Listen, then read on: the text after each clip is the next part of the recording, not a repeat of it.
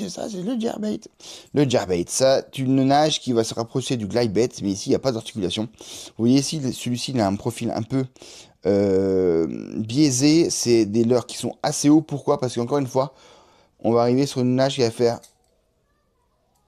voilà, des S comme ça, tac. Ou alors des petites ondulations. Quand vous lancez ramener sans mettre des à-coups, vous avez une nage un peu comme ça. Et quand vous allez le donner des coups de pion, vous allez le faire écarter de sa validation. Et ça, les brochets, ça les rend dingues. Honnêtement, ça les rend dingues. Donc ça, c'est un jerkbait. Ensuite, en parlant de jerk, attention, attention, il y a des subtilités. Ça s'appelle, c'est un poisson nageur, mais ça s'appelle un jerk minnow. Alors, ça s'appelle un jerk minnow, tout simplement pourquoi? Parce que c'est un poisson nageur, ici il y a une bavette devant qui va lui donner sa profondeur de nage et ce type d'ondulation, et qui va en fait se lancer très très loin. Pourquoi? Parce que ici vous avez des billes dedans qui vont faire des transferts de masse, vous voyez, durant le lancer, qui va le permettre de lancer relativement loin, et donc pouvoir faire plus de surface de pêche. Donc ça, vous avez le jerk minnow. Pourquoi jerk minnow? Parce que comme ça nous l'indique, ça fait des jerks. Et là, c'est pareil que l'autre. Tac, on lui donne des coups de pion. Et la plupart du temps, on les prend suspending. Pourquoi? Parce que quand on va donner le pion, il s'arrête et il va quasiment rester à hauteur dans la couche d'eau. Et ça, les brochets, ça les rend dingues. Donc vous imaginez, tac, tac, tac, tac, tac. Et en général, après la pause, quand vous retirez, c'est là qu'ils sont assez énervés. Donc ça, c'est un jerk minnow. Ensuite, en termes de nage en S, vous avez ce qu'on appelle, attention, un stickbait. Pourquoi stick? Parce que ça ressemble à rien. C'est juste un stick, donc un bout, quoi, en fait, hein, ça s'appelle un bout, qui va venir, en fait, un leurre de surface, qui va permettre de faire des nages en walking the dog. Donc, il faut un peu de rythme dans le jerk ou dans le moulinet, qui va, en fait, voilà, qui va, en fait, faire du gauche-droite, comme ça, tac, tac, tac, un peu genre, comme un serpent qui nage, en fait. Tac, tac, tac, tac, et ça, en surface, le soir, en été, pouah, ça pique. Ça, c'est une tuerie. Encore une fois, ça permet d'appeler de loin parce qu'on est avec du bruitage, encore une fois. Ça permet de lancer loin aussi parce qu'il y a un transfert de masse, encore une fois. Et comme on est en surface, et ben, ça appelle tout ce qui est en dessous. Hein. Donc, on est vraiment sur quelque chose qui appelle beaucoup les poissons en surface. Et les poissons en surface, si j'adore ça, perche, chevenne, brochet, black bass, ça, un stickbait, c'est à avoir absolument. En termes de leurre de surface, vous avez aussi ce qu'on appelle un popper. Un popper, pourquoi? Parce qu'il fait pop. Ici, vous voyez, c'est concave. Donc, je vais le tirer, le lancer. C'est un leurre qui flotte et on va tirer dessus. Et en fait, il va faire poc, poc, poc. Ce petit bruit qui va aussi appeler de loin les poissons et qui va permettre en fait de rameuter pas mal de monde, de faire pas mal de bruit. Et ça, pareil, les pêches du matin, les pêches du soir. C'est assez redoutable sur tous les carnassiers, clairement. Donc un popper, c'est vraiment sympathique. Ça, c'est un popper de chez Caperlan, je crois. Je sais plus, ouais, c'est ça. En termes de pêche de surface, vous avez aussi tout ce qui est leurre à hélice. Ça s'appelle un whooper plopper de River Tussie, ici, qui est en fait une petite hélice, c'est un leurre flottant, et qui va faire un petit son, ça va faire... Voilà, c'est un truc caractéristique de ce leurre-là, et qui aussi appelle un lancer-ramener, où on peut aussi le faire en traction, mais c'est aussi un leurre redoutable en surface matin et soir. Encore une fois, à avoir dans sa bête, les attaques de surface sont quand même les attaques les plus ouf qu'on peut avoir dans le carnassier. Enfin, pour moi, c'est quand même celles qui sont les plus fascinantes, les plus dures aussi à ferrer, clairement. Ensuite, qu'est-ce qu'on a? On a aussi ce qu'on appelle les poissons nageurs, les PN, pour, en grosso modo, ici, la truite. Hein. Donc ici, on est sur des hameçons sans ardillon, un pas de trip pour éviter d'abîmer, et tout simplement, hein, si c'est un peu comme le jerk, ben, ça va venir onduler comme ça, pour rendre les fous, les petites truites.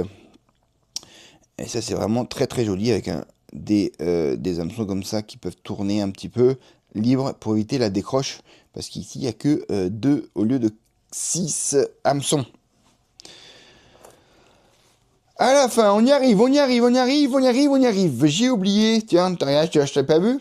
Dans les chats, on avait dit, dans les leurres souples, voilà, petite, petit bordel déjà. On avait dit le chard, on avait dit la grèbe, et en fait le troisième souple, leur souple, ce sont la finesse, où il n'y a pas de queue derrière en fait. C'est vraiment une ondulation très très minime, qui marche très très fort sur tout ce qui est cendre, perche, où il n'y a pas trop d'ondulation, ou des fois ce qu'on appelle une pêche en verticale. Ça fait ça, et c'est le courant qui l'agite.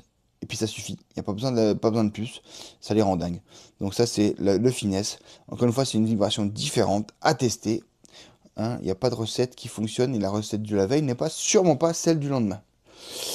Donc, c'est petite parenthèse, parce que c'était un oubli. Allez, on y arrive maintenant dans les petits leurres durs. Alors, on appelle ça un spin tail, type Deraku de chez Ilex, avec donc une petite cuillère au cul. Et ici, vous avez vu ici, il y a une face qui est large et plate. Et ça s'effile vers l'arrière. Ça, c'est le signe qu'on va être sur ce qu'on appelle un spin tail. Donc, il y a une queue qui tourne, mais devant, ça va vibrer. Et oui, parce qu'on va tirer comme ça, vers ici. Donc, il va se présenter comme ça. Et en fait, avec cette surface ici, ça va faire des ondulations et ça va vibrer. C'est ce qu'on appelle transition. Un lipless. Lipless, ça veut dire quoi? Ça veut dire sans lèvres. Et la lèvre, c'est quoi? C'est ça. Voilà. Ce leurre, sur le même principe que l'autre, ici, vous voyez, c'est fin derrière, c'est large devant. On prend comme ça, et ça va onduler. Ça va créer une ondulation de ce type-là, comme ça. Et franchement, ça peut aussi fonctionner. C'est des leurres à essayer qui peuvent être la solution du jour, en avoir un ou deux dans la boîte, voilà, ça peut toujours se faire. Donc ça s'appelle un lipless. La grande famille de ce qu'on appelle des cranks. Alors, vous allez me dire, ah, c'est encore un arabe avec, c'est comme un jerk minnow ou un PN. Non, le crank a la particularité d'avoir un petit corps dodu, c'est un peu comme moi, avec une bavette devant, et qui va en fait, il est plutôt court, si tu veux. Hein, tu vois, on n'est pas dans le même délire, en fait. On est vraiment plus large, plus court, pour donner un volume plus important. Ça, c'est une tuerie sur les perches, sur les black bass.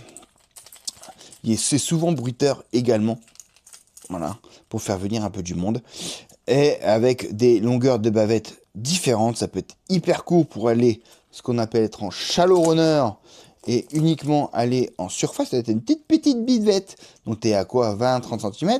Ici, là, tu peux être à 1 mètre, et puis tu en as où tu peux aller 3-4 mètres, avec des énormes bavettes devant, pour plonger directement et aller embêter tout ce petit monde.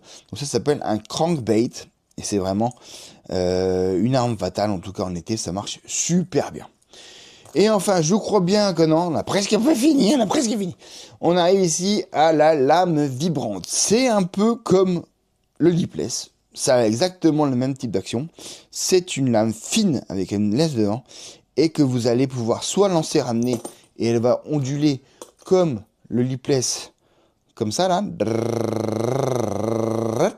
Donc ça vibre un peu plus fort quand même que le lipless, hein, parce que c'est plus agile. Et, ou alors en traction, vous la tirez, elle redescend. Elle redescend. Elle redescend. Donc ça, c'est la lame, encore une fois, arme redoutable. Perche essentiellement persidée, mais aussi brochée, hein, quand ça veut. Quand il veut, que tu as trouvé, ça fonctionne grave. Et le dernier que j'ai un peu oublié, encore à l'heure de surface, voilà, j'aime bien du coup, hein, voilà, c'est un peu déstructuré, c'est ce qu'on appelle une frog, tout simplement, en anglais, une grenouille, qui vient éviter, dites donc, dites-moi-le en 4, une grenouille en surface. Donc ça vient se pousser, ça imite les pattes derrière, 1, 2, 3, on s'arrête. Comme les grenouilles, en fait, elles font 1, 2, 3, 4, voire 5 battements. Après, elles s'arrêtent. Et puis, ça continue. Et puis, en général, à l'arrêt, suivi du démarrage, ça fait plouf. Encore une fois, un super leurre ici. Je crois que c'est encore un des 4, je crois. Voilà. Je pense qu'on est pas mal. Maintenant, moi, si vous êtes débutant et si vous voulez débuter dans la pêche du brochet au carnassier, vraiment, je vous conseille quelques petits leurres. La fourchette, ça, la fourchette, la fourchette, la cuillère, c'est indispensable. C'est un leurre, lancer, ramener, ça prendra toujours des perches, des truites, des brochets. Ça prendra toujours ça, ne jamais négliger, ça coûte pas cher. C'est facile à utiliser, franchement, c'est le leurre du débutant. La cuillère. Ensuite, un shad, voilà, un shad. Franchement, vous y êtes, prenez un shad, c'est le leurre français numéro 1. Alors, les poissons, ils ont envie de passer des milliers, mais ça fonctionne, voilà. C'est dommage de passer à côté, voilà. En leurre souple, je considérais le shad. Ensuite, un crank, voilà. Facile à ramener, lancer, ramener, boum. Là, on n'a aucun problème. Ça fonctionne, persidé, perche, ça marche très très bien. Ensuite, un spinnerbait. Ouais, ça, clairement, spinnerbait, chatterbait. Voilà. Ensuite, un truc facile, pas trop compliqué, qui marche fort. Vous avez les spintail, ça pareil, c'est une tuerie. Pipe des racouches et likes. Voilà. Et puis, un whooper plopper. Voilà, pour la surface. On va dire, c'est les leurres. Là, je vous donne les leurres les plus faciles à lancer, ramener, où c'est pas trop technique. Voilà, tu lances, tu ramènes, tu lances, tu ramènes, tu lances, tu ramènes. Ça fonctionne. Et puis, soit un soft swimbait ou un swimbait. Voilà, pareil, lancer, ramener, ça nage tout seul. Tout le reste, c'est un peu plus technique. Tout ce qui est jerk, tout ce qui est glide, c'est un peu plus technique. Pareil au clean the dog, mais que t'es débutant, voilà. T'as à peu près ma sélection. Un swimbait, ça aussi, un divinator, c'est un lancer, ramener, c'est pareil, en traction. Ou en traction, je laisse amener, je remonte, je laisse ramener, je descends, je remonte. Voilà, vous avez ici une bonne sélection, en tout cas, de l'heure qui permet vraiment de tout prendre. Donc voilà, j'espère que j'ai été clair. Désolé, des fois c'était un peu décousu, mais bon, je pense qu'on a fait une grande partie des leurres qui existent sur le marché. Allez, dites-moi si ça vous tente qu'on fasse encore d'autres épisodes type le coin du débutant. Et puis on va continuer si ça vous plaît. Allez, ciao.